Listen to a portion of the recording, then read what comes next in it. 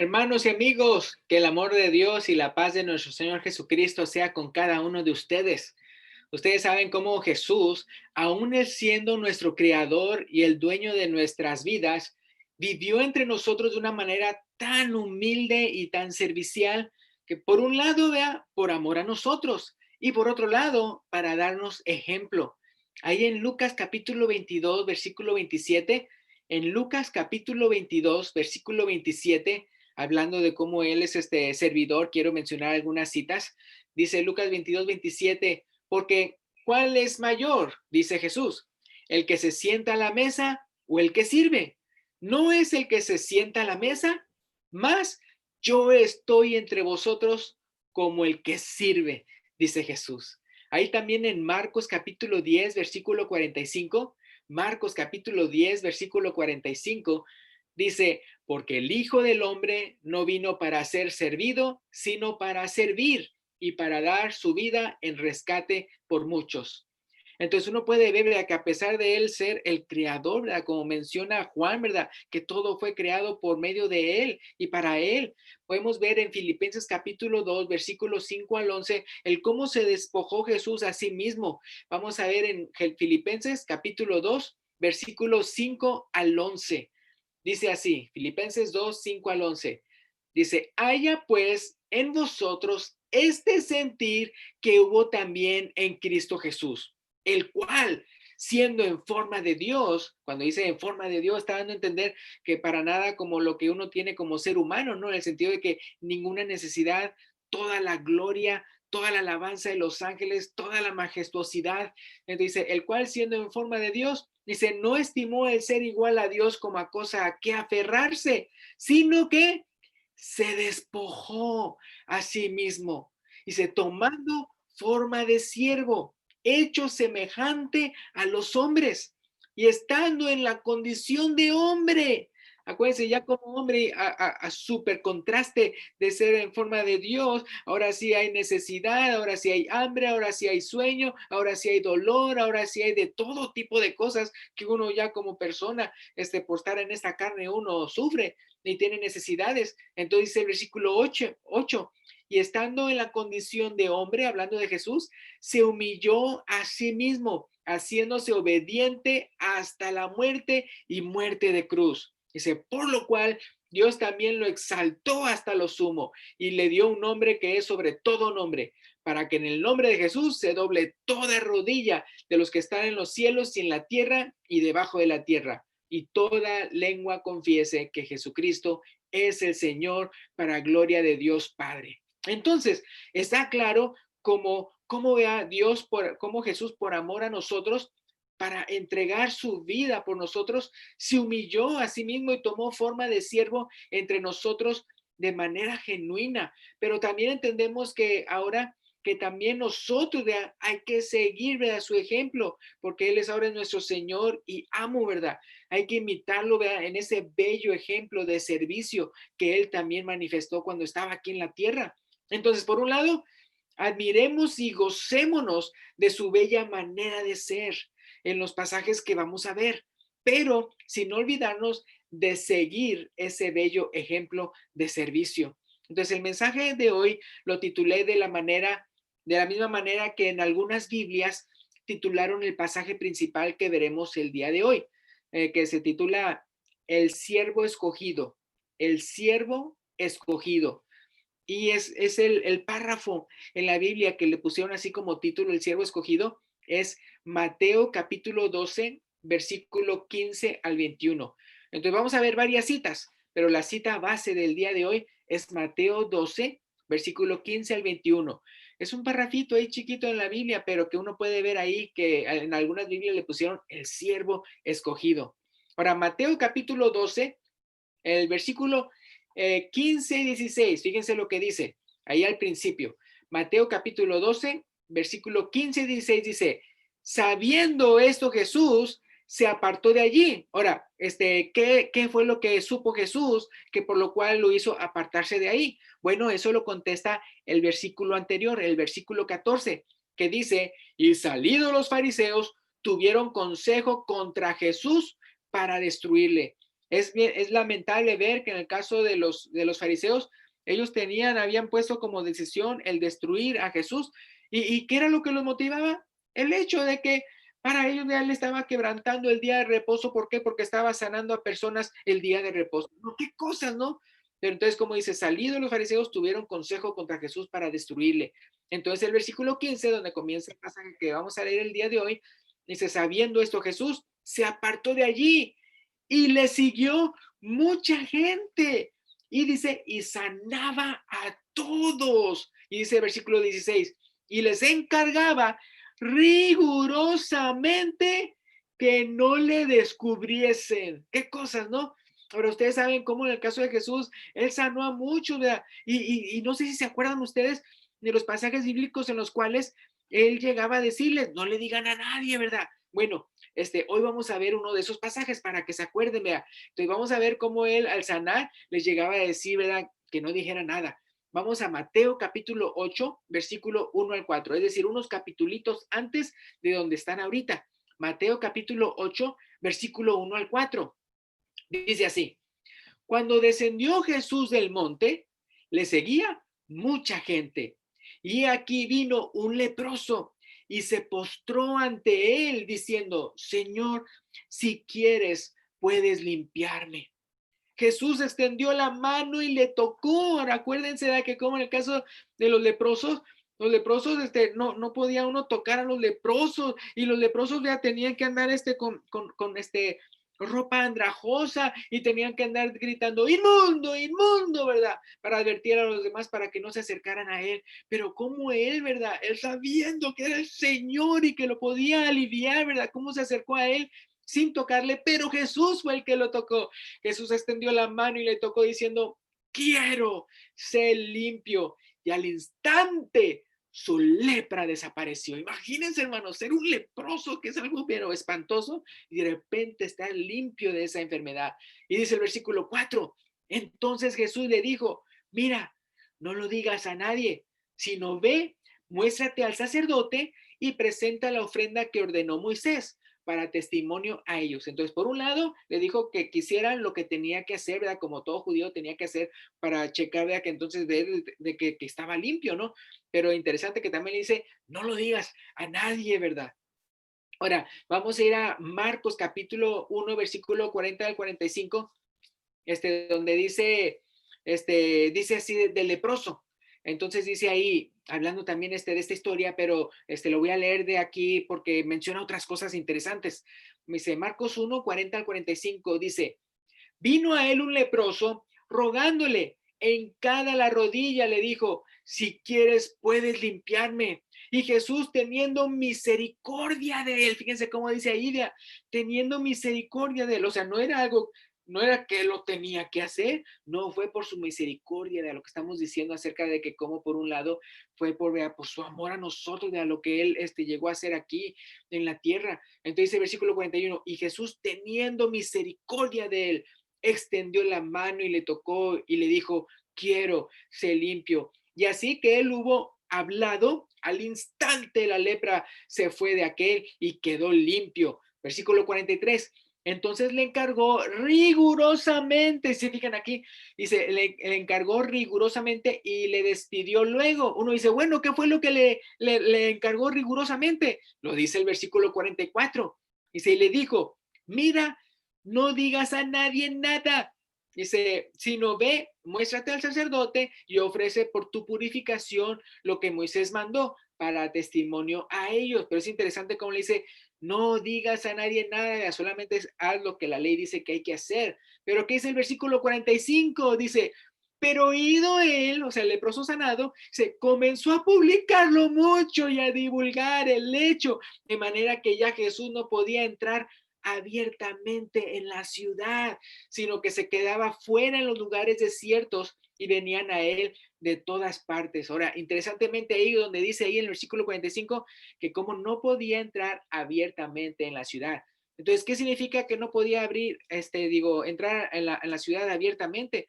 Pues que lo hacía más escondidamente o secretamente. Ustedes se acuerdan cómo mencionan Juan capítulo 7, vamos para allá, Juan capítulo 7, versículos 2 al 10, que como, pues como eso de que él iba encubiertamente o no tan así, como hasta sus hermanos le echaron por eso. Vamos a Juan capítulo 7, versículos 2 al 10. Dice Juan 7, 2 al 10.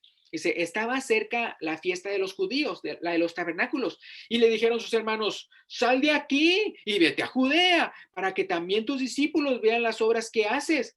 Pero dice, porque ninguno que procura darse a conocer hace algo en secreto. O sea, le estaban echando así a Jesús. Dice, si estas cosas haces, manifiéstate al mundo, porque ni aún sus hermanos creían en él. Así es, hermanos. Entonces, lamentablemente, en el caso de sus hermanos, o unos dirían medios hermanos, es decir, que ya eran hijos de José y María, ni siquiera creían en ese entonces en Jesús. Y dice el versículo 6, continuando ahí, dice, entonces Jesús les dijo, mi tiempo aún no ha llegado, mas vuestro tiempo siempre está presto. No puede el mundo aborreceros a vosotros, mas a mí me aborrece, dice Jesús, porque yo testifico de él que sus obras son malas. Subid vosotros a la fiesta, yo no subo todavía a esa fiesta, porque mi tiempo aún no se ha cumplido. Y habiendo dicho estas cosas, se quedó en Galilea.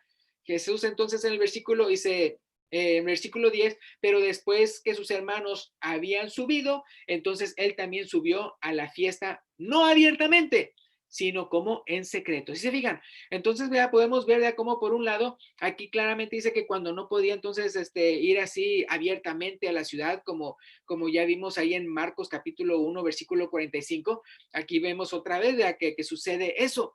Entonces, quiero mencionarles otro versículo en Marcos capítulo 8, versículo 22 al 26, donde también se menciona otro ejemplo más cuando Jesús le está diciendo a los que sana, que no lo digan. Entonces, en Marcos 8, 22 al 26, Marcos 8, 22 al 26, dice, vino luego a Bethsaida y le trajeron un ciego y le rogaron que le tocase. Entonces tomando él, la mano del ciego, la sacó fuera de la aldea y escupiendo en sus ojos, le puso las manos encima y le preguntó si veía algo. Él mirando dijo, veo los hombres como árboles, pero los veo que andan. Luego le puso otra vez las manos sobre los ojos y lo hizo que mirase y fue restablecido y vio de lejos y claramente a todos, ¿verdad?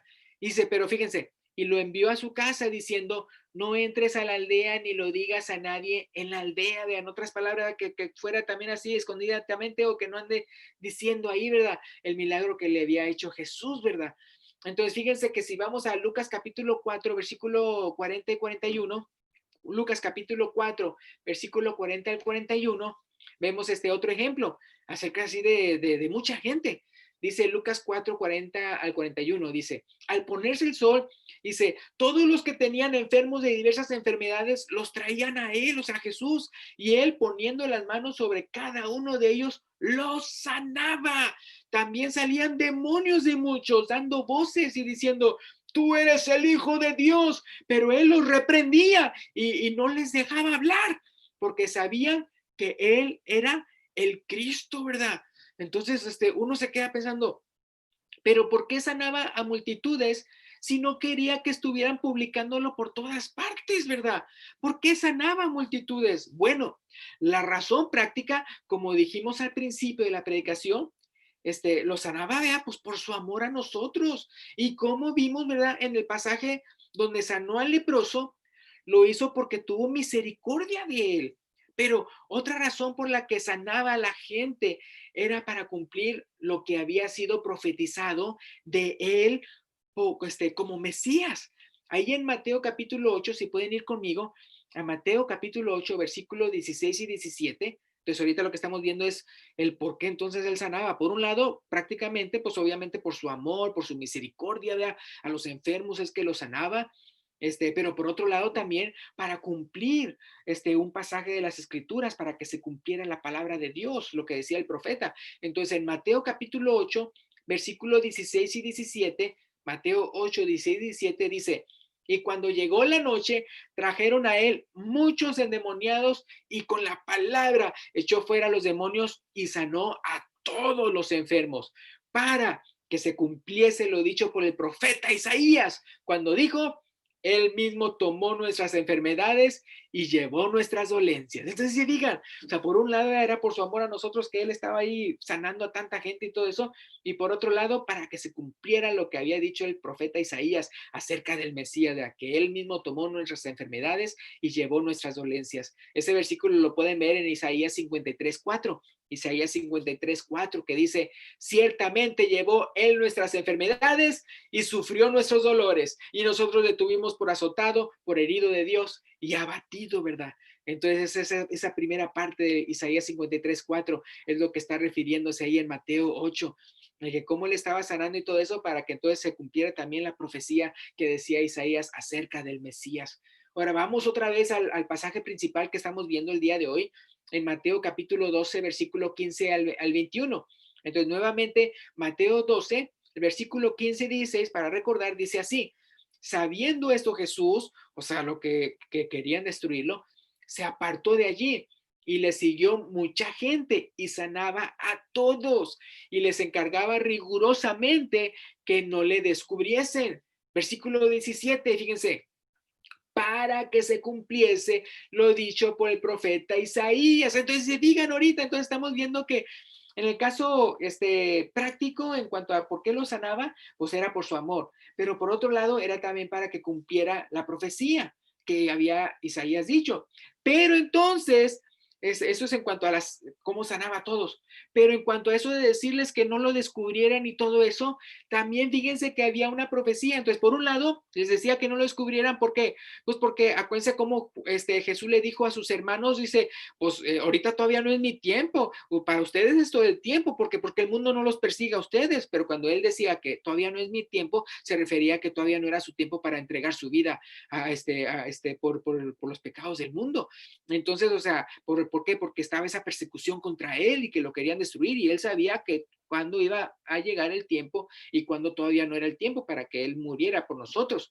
Entonces aquí uno puede ver que también, vea, cuando él los silenciaba, por un lado también era por una razón práctica, pero también era para cumplir una profecía que también el mismo profeta Isaías había mencionado acerca de por qué es que le está diciendo que no lo descubran. Fíjense, entonces el versículo 17 dice, estoy en Mateo 12, 17, que dice: para que se cumpliese lo dicho por el profeta Isaías, cuando dijo: he aquí mi siervo, a quien he escogido, mi amado, en quien se agrada mi alma. Y creo que por eso le pusieron ese parrafito de la escritura, el siervo escogido, por lo que dice ahí el versículo 18: he aquí mi siervo, a quien he escogido, mi amado, en quien se agrada mi alma. Pondré mi espíritu sobre él y a los gentiles anunciará juicio. Pero luego fíjense el versículo 19, que es lo que él está tratando de cumplir al no andar ahí, ¿cómo se llama? Al andar diciéndoles a los demás que, mira, no se lo digan a nadie.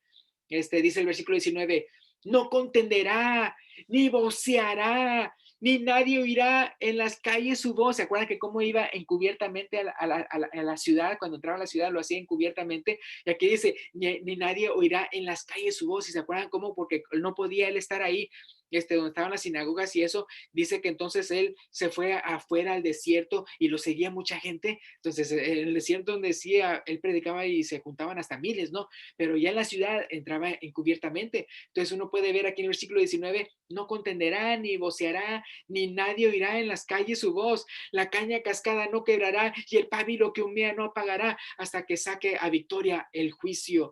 Y en su nombre esperarán los gentiles. Fíjense, hasta los gentiles ya se menciona aquí, ¿verdad?